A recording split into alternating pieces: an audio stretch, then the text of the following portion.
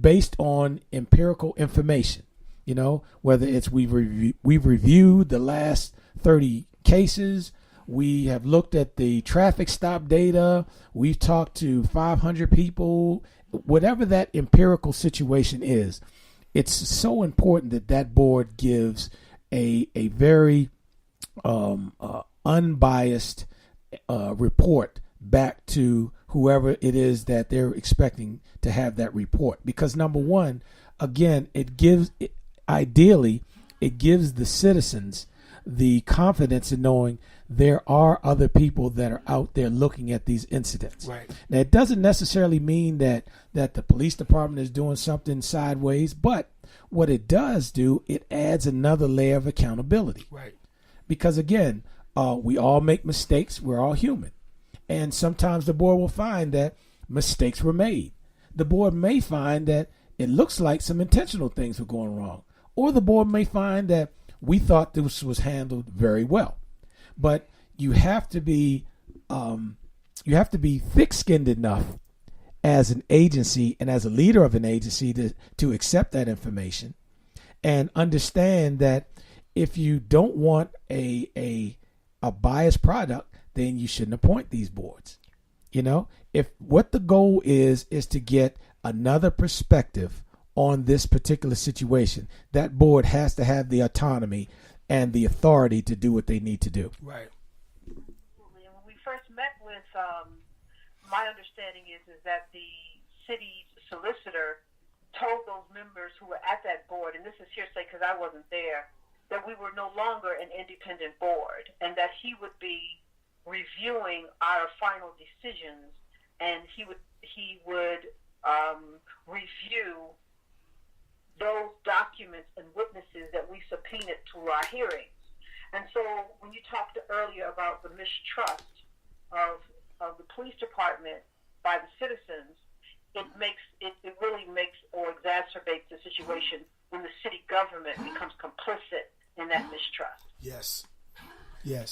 And my thing is, when you see corruptness and it is embraced, from higher ups, if you will, as a citizen, you're looking at this and you're saying, how can I trust in that?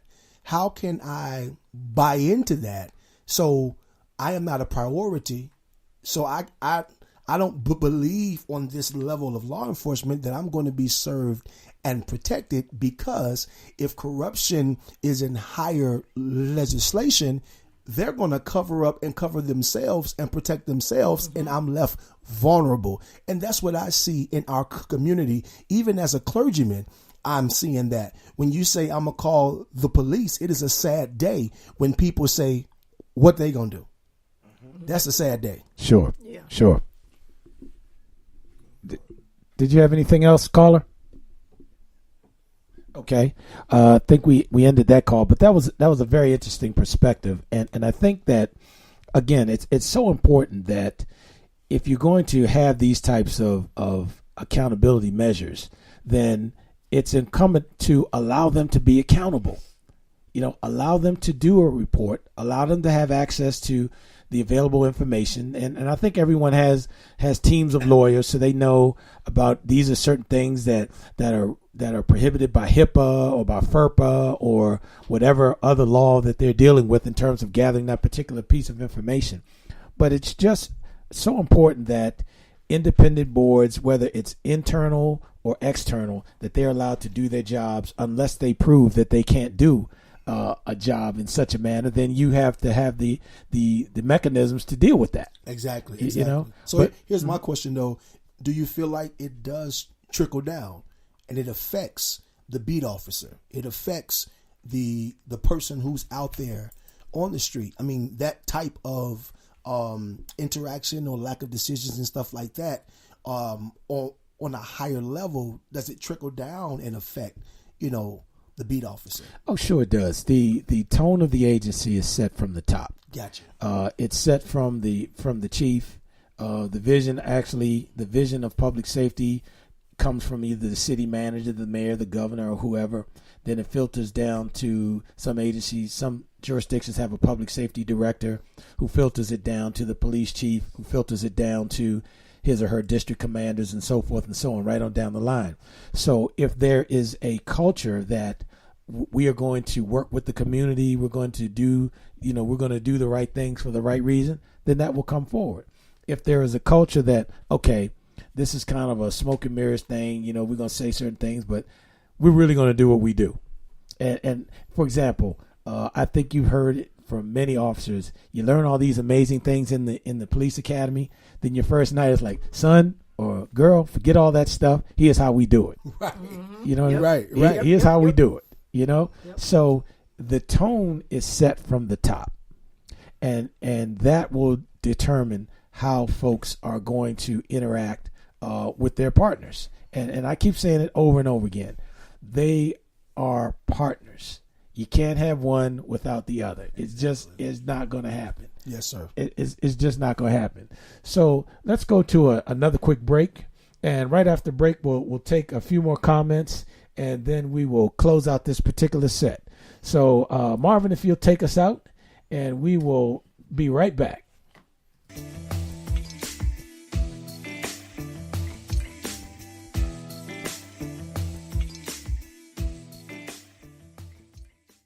Welcome to the Community Happy Hour.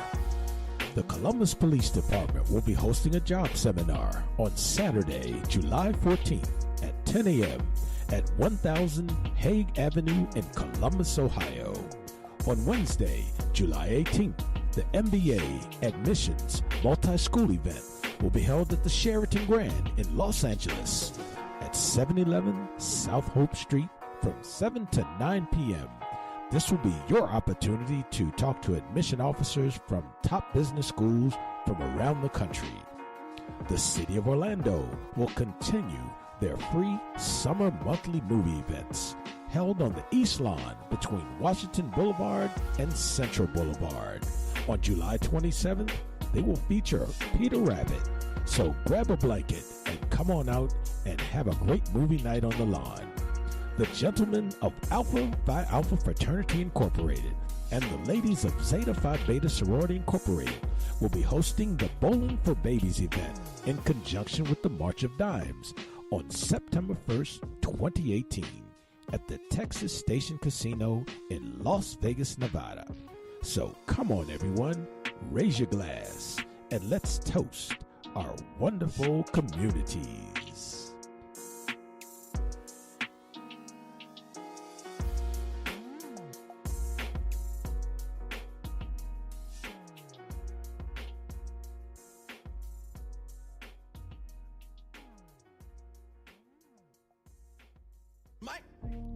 Welcome back to Straight No Chaser, serving talk radio your way.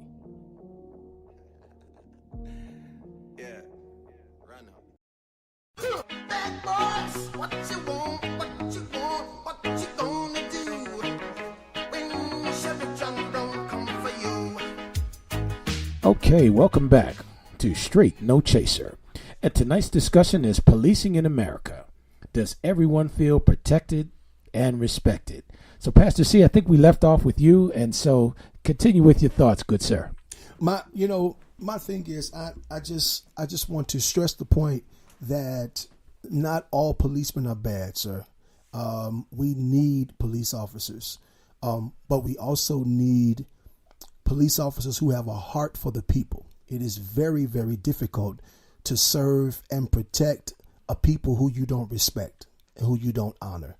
In order for you to receive respect, you have to give respect. And I'm not saying that all police officers do not respect, but what we're seeing publicly, social media, television, in this technological age is a lot of police misconduct, which influences the perception of the people, and individuals don't trust.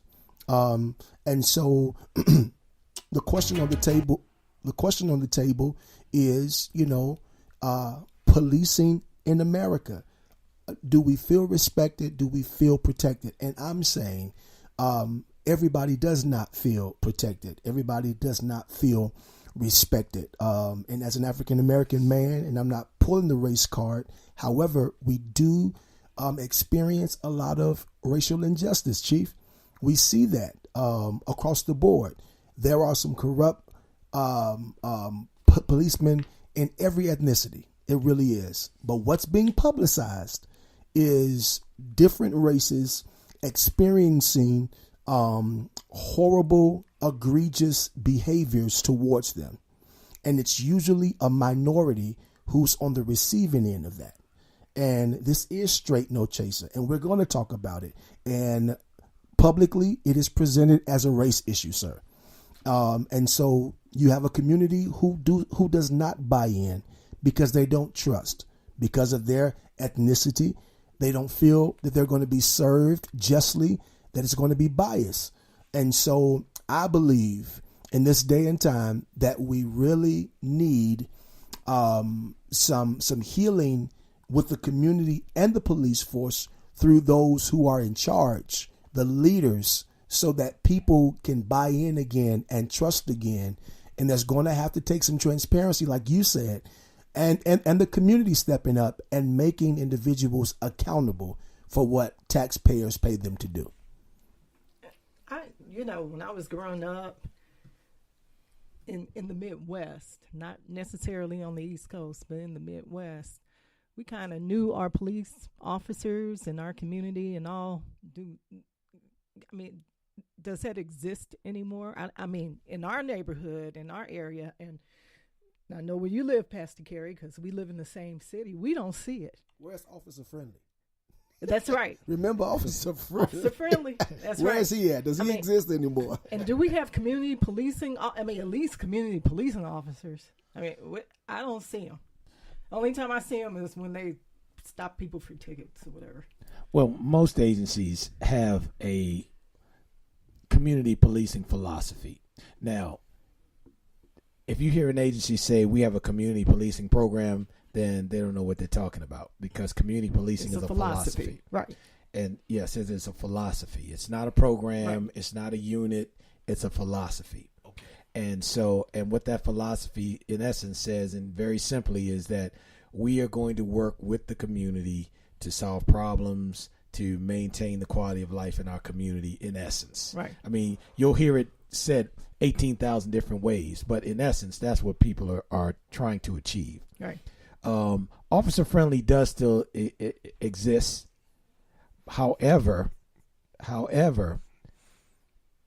Officer Friendly may not be in the places where he is needed the most. Understood. You see what I'm saying?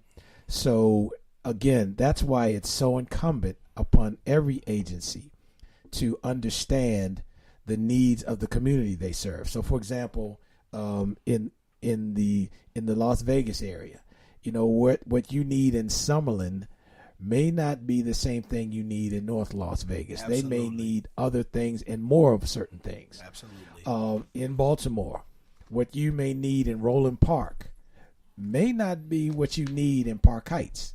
Park Heights may need some additional things and more. But you have to be able to deal with that, and you have to have that cadre of officers. And what I mean by that is everyone that's serving in that area, they have to be able to go into those communities, because you shouldn't just have an Officer Friendly. Ideally, everybody should be able to get out of that patrol car and come up and say, "Hey, Kerry, how you doing, man? How's everything going today?" It's a shame the way the Raiders played. It's a shame the way the Ravens played, or whatever the case may be. Everybody should be able to do that. That's the philosophy that has to be pushed down from the top. Yes. You see? Yes. And when that philosophy is not pushed down from the top, then you have people like Susan asking, where is Officer Friendly? I haven't seen him. Whereas if she happens to engage with an officer, she said, wow, that was a good experience. You know what I mean? That was a good experience. I see why people are willing to work with the community here, because that officer, she really treated me well. Right. Or he really took an extra 5 minutes to explain to me, how do I get my car from the impound lot? Yes. I don't agree with it, but at least he was kind enough to explain it to me, give me the information, and sort of guide me in the right direction. You know, that's my philosophy of officer friendly. Because when I was a deputy chief, that's the philosophy that I believed in, that everyone should be able to get out of the car to have a conversation. Because remember, when you